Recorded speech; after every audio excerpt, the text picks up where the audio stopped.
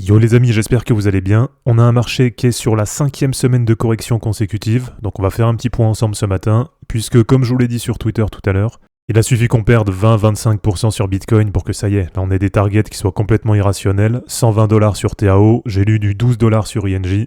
Donc là je sens bien que c'est un peu la panique à bord, donc tout simplement on va faire un point ensemble, je vais vous redonner les niveaux qui nous intéressent, les niveaux à surveiller, et comme je vous l'ai dit ce matin, pour moi la correction pour le moment elle est totalement normale. Alors on verra effectivement si jamais ça vient enfoncer des niveaux plus importants, mais pour le moment on n'a aucun gros niveau qu'à lâcher. Et donc si vous faites ça intelligemment, vous allez voir que vous avez pas mal de bonnes opportunités. Allez, avant de commencer cette vidéo les amis, vous pouvez maintenant devenir membre de la chaîne en cliquant sur le bouton rejoindre sous la vidéo, ça va vous donner plein d'avantages et ça va permettre de soutenir la chaîne pour le futur. Et pour ceux qui veulent être prêts pour le bull run, ça se passe dans le groupe Telegram Crypto Wolfgang et vous avez le lien dans la description de la vidéo.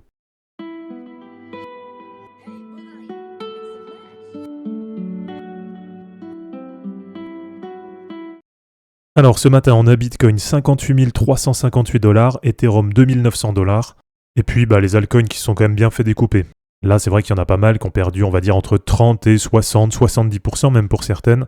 Donc c'est sûr qu'il y en a à qui ça fait pas plaisir, mais vous allez voir, voilà, quand on garde un peu la tête froide, les niveaux de retracement actuels, finalement ça reste les niveaux que je vous ai donnés à surveiller sur les dernières semaines. Donc là sur Bitcoin, on est sur une 5e semaine rouge consécutive. Bon déjà ce qu'il faut se dire c'est que ça arrive pas souvent. Donc là potentiellement on est peut-être proche de la fin de la correction. Alors quand je dis proche, ça veut pas forcément dire proche en termes de prix, mais au moins proche en termes de temporalité. En termes de prix, le dernier support que je vous ai donné c'est 52 300. Très franchement pour moi je pense pas qu'on ira en dessous. Maintenant je peux me tromper. Mais souvenez-vous, si on reporte l'objectif de cassure du triangle, donc une première fois à la hausse, on avait un objectif à peu près autour de 88 000 $. Et quand on le reporte à la baisse, ça nous emmène sur 52 300, qui était, souvenez-vous, une ancienne résistance qu'on avait eu un petit peu de mal à passer. Et dans le passé, notamment en 2021, c'était aussi une résistance. Et donc c'est pour ça que ça reste un gros niveau historique. Et comme je vous l'ai dit dans l'intro, là j'en ai vu pas mal qui paniquaient puis qui commencent à donner des targets qui sont complètement irrationnels. Voilà, ça a vraiment aucun sens des fois ce qu'on peut lire.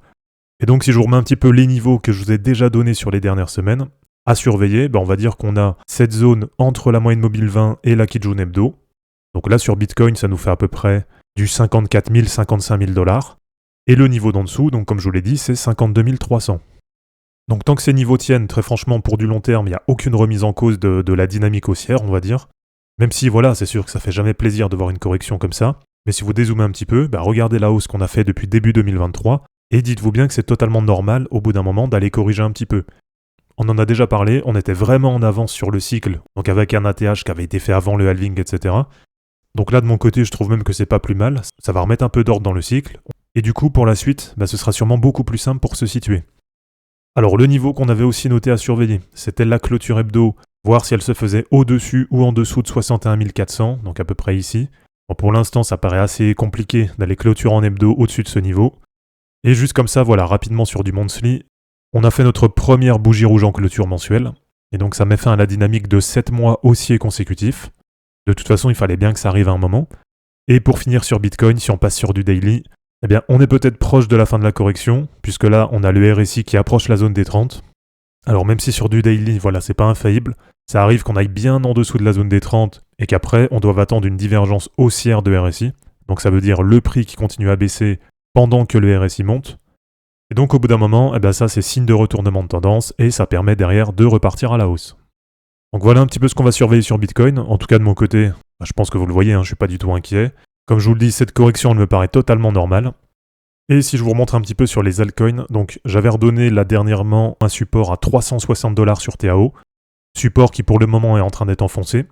Mais en tout cas, ce qu'il faut prendre en compte sur TAO, c'est qu'on est actuellement dans la zone de rechargement.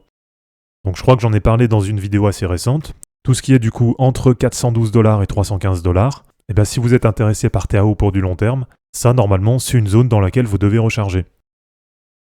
Alors je vous montre un petit peu ce qu'il en est là sur les altcoins, donc sur la Total 2, Total Market Cap de l'ensemble des altcoins.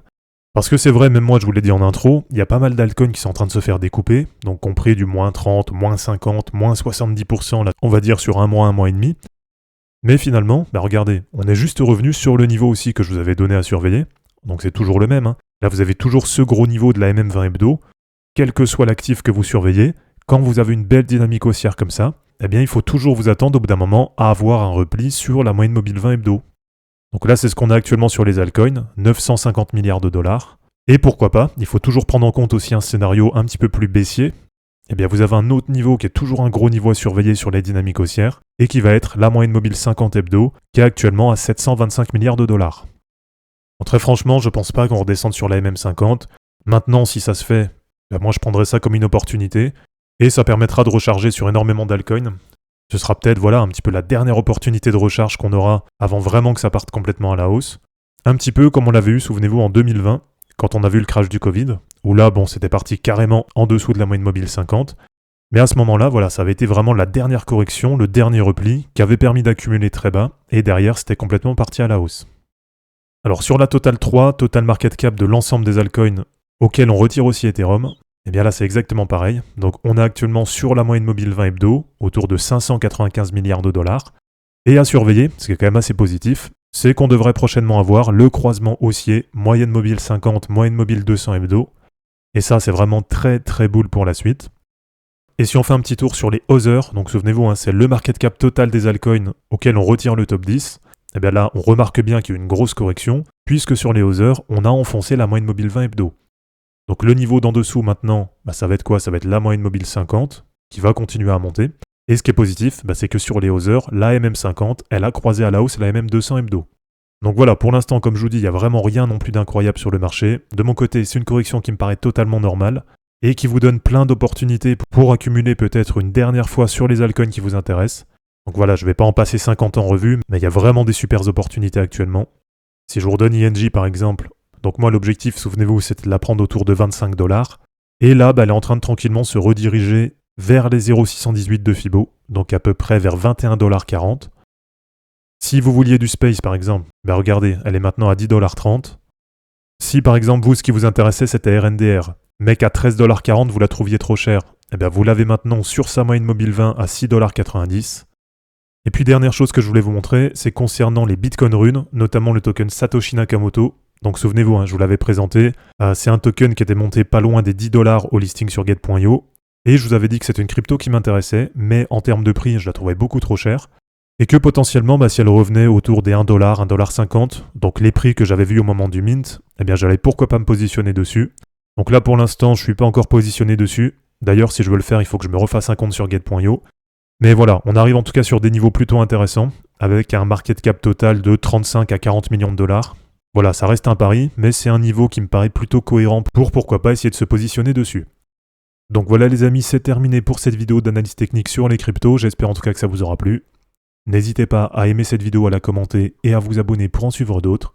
Dans la description de cette vidéo, vous allez retrouver tous les liens utiles et les liens pour me soutenir. On se dit à bientôt pour une prochaine vidéo, et d'ici là, ne capitulez pas, car les fortunes se créeront en portant vos burnes. Ciao.